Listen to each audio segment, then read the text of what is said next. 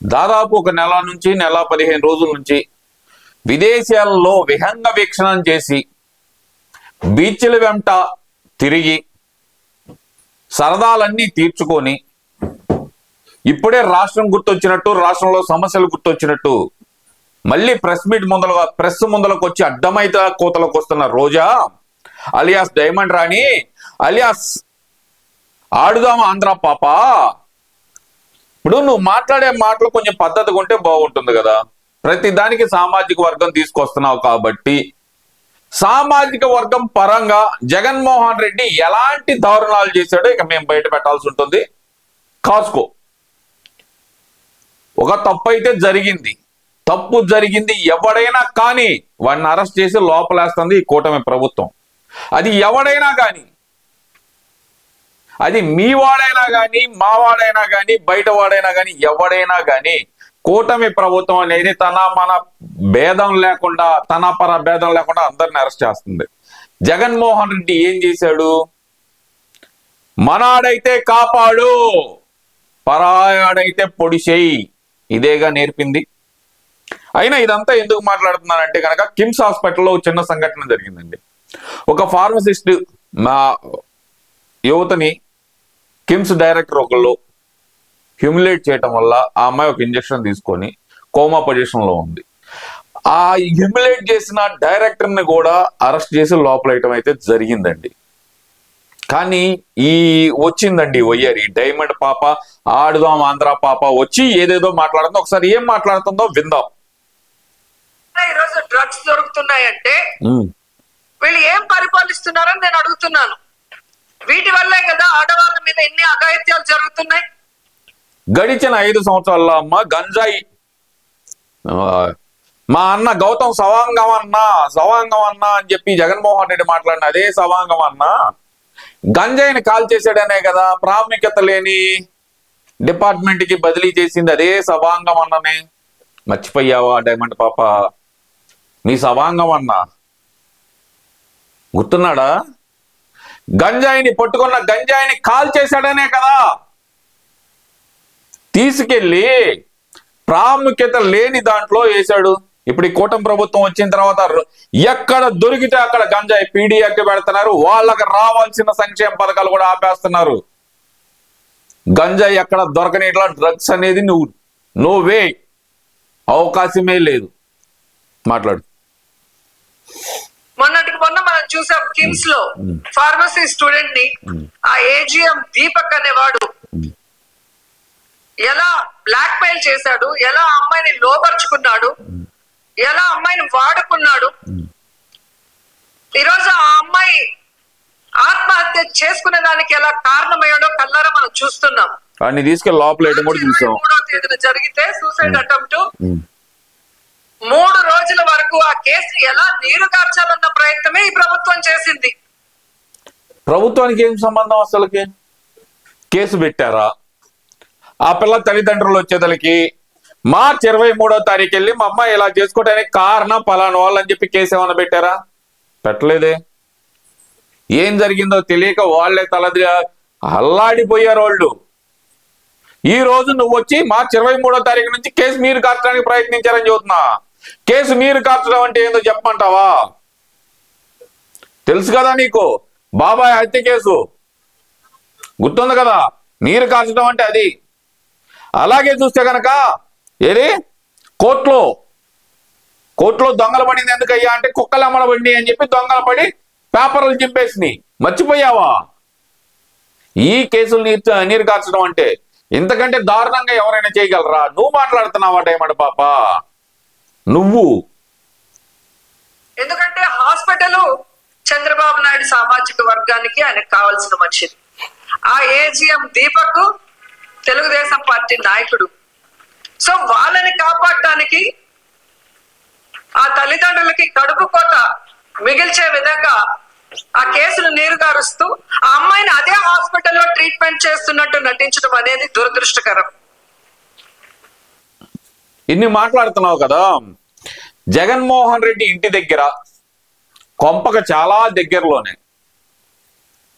ఒక అమ్మాయిని, తన కాబోయే భర్తతో వచ్చి ఇసుక తెన్నెల్లో కూర్చున్న ఒక అమ్మాయిని దారుణంగా మానభంగం చేసిన శ్రీనివాస రెడ్డి, మీ రెడ్డి అమ్మ రోజారెడ్డి, శ్రీనివాస రెడ్డి అనేవాడిని మీరు అధికారంలో ఉన్నన్ని రోజులు ఎందుకు పట్టుకోలేకపోయారు?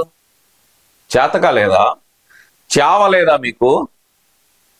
లేదంటే మన రెడ్డే కదా, రేప్ చేసింది ఎవరినో కదా, పోయింది ఎవరిదో మానం కదా, మన రెడ్డిది కాదు కదా, మగాడిలాగా చేశాడని చెప్పి తొడలు కొట్టుకున్నావా? ఈ రోజు వచ్చి నువ్వు మాట్లాడుతున్నా,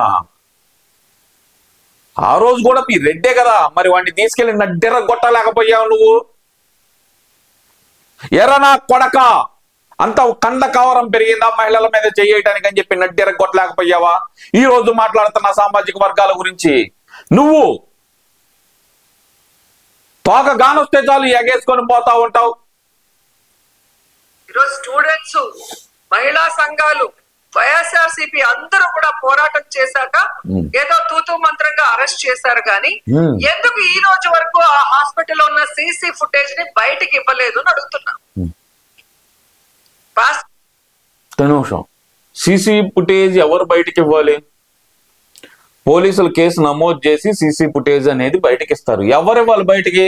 నువ్వు వెళ్ళి అడిగితే ఇస్తారా? నీ ఇంటి సీసీ ఫుటేజ్ నాకు ఇస్తావా అమ్మ రోజా?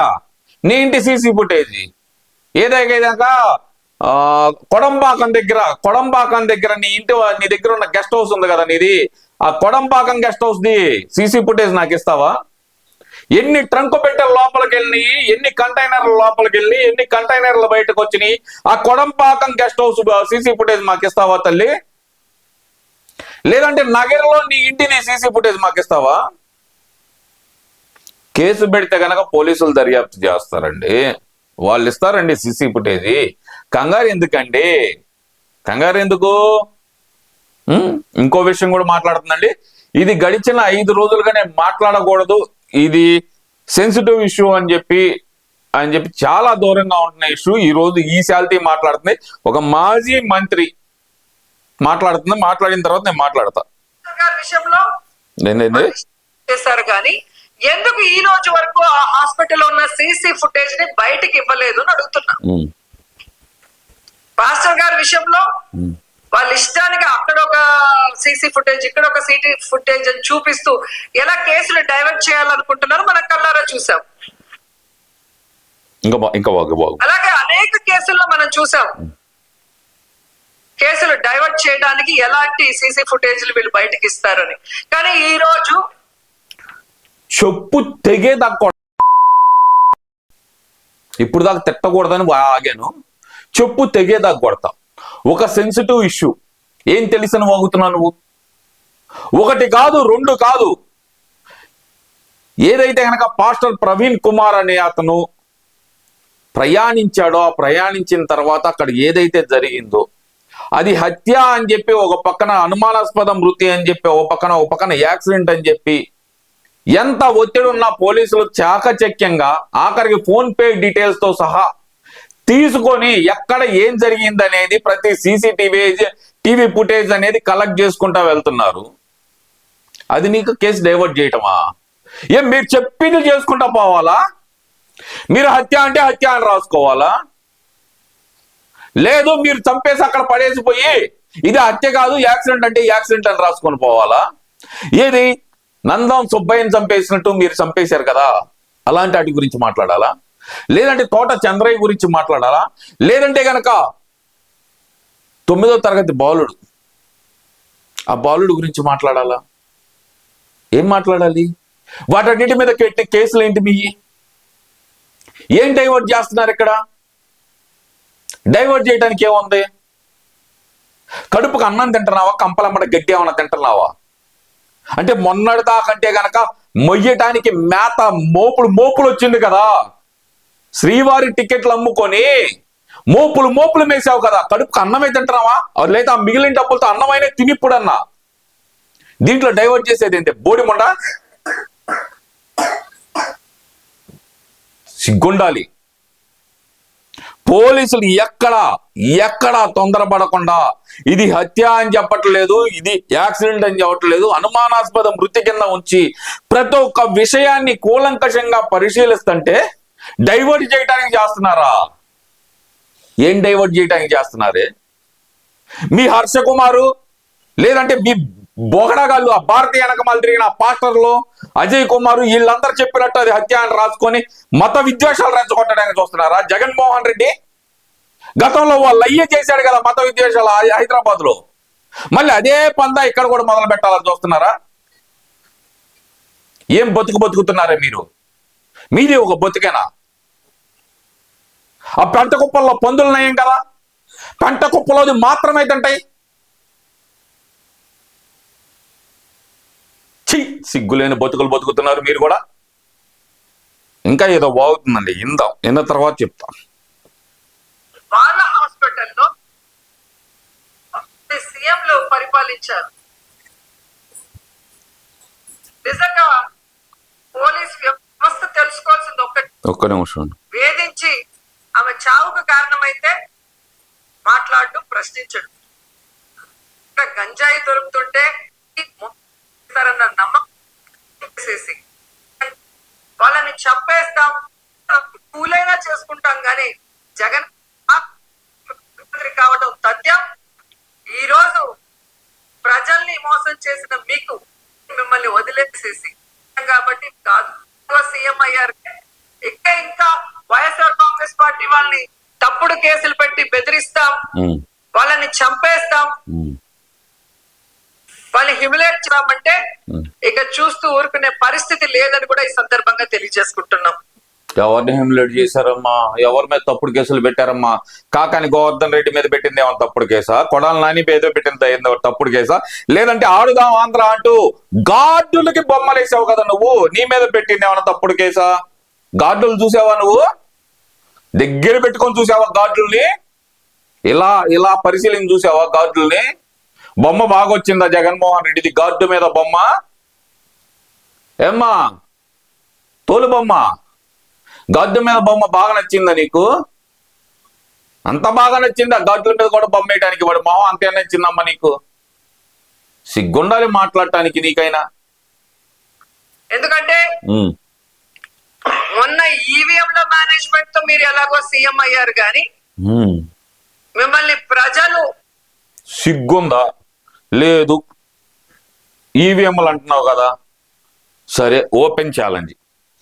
జగన్మోహన్ రెడ్డి అనే వ్యక్తి రాజశేఖర్ రెడ్డి రక్తమే అయితే గనక విను, జగన్మోహన్ రెడ్డి అనే వ్యక్తి రాజశేఖర్ రెడ్డి రక్తం పంచుకొని పుట్టిన బిడ్డ అయితే గనక వైఎస్ఆర్సీపీ పార్టీ తరపున పోయినసారి జరిగిన ఎలక్షన్లో ఈవీఎం ట్యాంపరింగ్ తో జరిగినాయి అని చెప్పి సుప్రీంకోర్టుకి కేసు ఫైల్ చేయమను. లేదా ఇప్పుడు 11 మంది ఉన్నారు కదా, 11 మంది ఉన్నారు ప్లస్ 2 ఎంపీలు ఉన్నారు కదా, 3 ఎంపీలు అనుకుంటా, అంతే ఉన్నారు కదా, 11 మంది ఉన్నారు, 2 ఎంపీలు ఉన్నారు కదా, రాజీనామా చెప్పి మళ్ళీ మొదటికి వద్దాం ఎలక్షన్లో. ఈవీఎంలు కాదు బ్యాలెట్లతోటే. సరే ఈవీఎంలు నడుస్తున్నావు, మొన్న జరిగిన పట్టభద్రుల ఎన్నికలు ఈవీఎంలు లేవు కదా, ఎందుకు పోటీ చేయలేకపోయాడు జగన్మోహన్ రెడ్డి? అంటే పట్టభద్రులు చదువుకున్న వాళ్ళు మాకు ఓటేర్లే ఎలాగూ అని చెప్పి తెలిసిపోయిందా? చెప్పు. అతివాగుడు వాగి మా చేత దొబ్బులు తినమాకు. నువ్వు ప్రేమించి అభిమానించి కనుక ఓట్లేసుంటే ఈ రోజు ఈ పరిస్థితి వచ్చిండేది కాదు. అబ్బచ్చా. సో మీకు ప్రజలకు చేయాలన్న ఆలోచన లేదు, మాకు ఈ లోట్లే లేదు, మేము మేనేజ్మెంట్ తో అయ్యాం కాబట్టి వీళ్ళెవరికి సమాధానం చెప్పనవసరం లేదని మీ ఇష్టానికి చెప్పు తీసుకొని కొడతా. ప్రతి ఒక్క మీటింగ్ లో నాకు చెయ్యాలనిపిస్తున్న ఆర్థిక పరిస్థితి సహకరించట్లేదు, కానీ మీకోసం నేను ఎంత కష్టమైనా బరాయించి చేయటానికి నేను సిద్ధంగా ఉన్నాను సంక్షేమ పథకాలు అని చెప్పి ఓ పక్కన చంద్రబాబు నాయుడు గారు, మరో పక్కన లోకేష్ గారు, మరో పక్కన పవన్ కళ్యాణ్ గారు చెబుతున్నారు. చెయ్యమో అని అక్కడ అన్నారే. రేపు మేలో తల్లికి వందనం ఇస్తామంటున్నారు. ఏదైతే కనుక మలి విడతలో రైతు భరోసా కార్యక్రమం ఏదైతే ఉందో కేంద్ర ప్రభుత్వం ఇచ్చే డబ్బులతో పాటు కలిపి రైతుల భరోసా అమౌంట్ వేస్తామంటున్నారు. ఉచిత బస్సు అంటావా, జిల్లాల వారీగా ప్లాన్ చేస్తున్నారు. నీలాగా తైతక్కలాడటానికి కాదు తల్లే, అవసరం ఉన్నాళ్ళు వాడుకోవటానికే. నువ్వు బస్సు ఎక్కి రికార్డింగ్ డ్యాన్సులు వేస్తానంటే మాత్రం జనాలు ఎగబడతారు, వాళ్ళని మేము కంట్రోల్ చేయలేం. అందులో నువ్వు ఎక్కేది నీ ఒక్కదానికి ఉచిత టికెట్ అయింది. నువ్వు ఎక్కి రికార్డింగ్ డాన్స్ చేస్తానంటే బస్సు నిండా జనాలు ఫుల్ అవుతా ఉంటారు. వేస్తావా? ఉచిత బస్సు నీకు ఇస్తా సపరేట్ గా. ఒక్కొక్క బస్సు మీద ఎక్కి నువ్వు డాన్స్ చేస్తా ఉండు. సో ఈ రాష్ట్రాన్ని అప్పుల్లో ముంచేసి, ఈ రాష్ట్రాన్ని సర్వనాశనం చేసేసి పక్క రాష్ట్రంలో పోయి మన జీవితాల్ని హాయిగా గడుపుకుందాం అనుకుంటున్నారేమో కానీ ఏది జగన్మోహన్ రెడ్డి గురించి ఇన్నిసార్లు చెబుతున్నా, ఏమో రోజా పేమెంట్ అందలేదా, లేదంటే పార్టీ నుంచి బయటికి వెళ్దామని చూస్తున్నావా? మొత్తం జగన్మోహన్ రెడ్డి గురించే చెబుతున్నాను పచ్చి నిజాలన్నీ. రాష్ట్రాన్ని అప్పుల్లో ముంచేసి సర్వనాశనం చేసేసి బెంగళూరు వెళ్ళి కులుగుతున్నాడుగా బంగాళదుంప. బెంగళూరు వెళ్ళి కులుగుతున్నాడు కదా మీ బంగాళదుంప, వాడిని అడుగు పోయి. ప్రజలు గాని జగన్మోహన్ రెడ్డి గారు గాని మిమ్మల్ని వదిలే ప్రసక్తే లేదు. రాబోయే కాలంలో జగనన్న ముఖ్యమంత్రి కావడం తథ్యం. ఈ రోజు ప్రజల్ని మోసం చేసిన మీకు, వైఎస్ఆర్ కాంగ్రెస్ పార్టీ నాయకుల్ని కార్యకర్తల్ని చంపి తప్పుడు కేసులు పెట్టి హెరాస్ చేస్తున్న మీకు ఖచ్చితంగా బుద్ధి చెప్తారు. ఎటువంటి పరిస్థితుల్లో ఎవరిని వదిలిపెట్టే ప్రసక్తి కూడా లేదని సందర్భంగా వదిలిపెట్టమా, గట్టిగా పట్టుకో. తెలుగుదేశం పార్టీ కార్యకర్తలు ఇప్పటి వరకు ఈ 10 నెలల్లో 14 హత్యలు జరిగినాయి. మరి మాట్లాడలేకపోయావా ఆ రోజు? మరి ఈ రోజు వైఎస్ఆర్సీపీ నాయకుల మీద అక్రమ కేసులు పెడుతున్నారా? సిగ్గుండాలి జన్మకు నీకు. వదిలిపెట్టరా, వదిలిపెట్టక ఏం పీకుతారు మీరు? గడిచిన 5 సంవత్సరాలు మీరు పీకింది అదే కదా. తప్పు చేయని వాడి మీద తప్పుడు కేసులు పెట్టి లోపలేసింది అదే కదా మీకు చేత అయింది. సిగ్గు శరం ఉండాలి కొంచెం కాతే కొంచెం అన్నా. ఏ కోసైనా సిగ్గు శరం లేకుండా ఇలా తయారవడానికి కారణం ఏంటంటే కనుక జగన్మోహన్ రెడ్డి మీ అందరినీ మేపడం ప్రధాన కారణం. అయితే సాయంత్రానికి మీకేమో వంటలు అందుతున్నాయా? ఇది ఎలా ఉండిద్దంటే గనక గతంలో కానీ ఇప్పుడైనా సరే మొక్కజొన్న పొలాల్లో అడవి పందులు పడి మేస్తా ఉంటాయి. వాటిని పొలం దగ్గరికి రానియకుండా ఉండడానికి తౌడు ఉండలు వేస్తా ఉంటారు వాటి కోసం. అలా నీకు రోజు కేమా ఉండలు వేస్తున్నాడు జగన్మోహన్ రెడ్డి తన మీద పడకుండా ఉండటానికి. కేమా ఉండలు, లివర్ ఫ్రైలు ఇయేగా నీకు ఇష్టమైంది. వెళ్ళి మటన్ షాప్ లో కూర్చొని తింటా ఉండిపో. వచ్చి మా బుర్రలు తిన్నావు అనుకో, నువ్వు చేసిన వ్యవహారాలన్నీ బయట పెట్టాల్సి వచ్చింది. తర్వాత నీ బతుకు బస్ స్టాండింగ్ అయిపోయింది రోజా. ఉంటా మరి.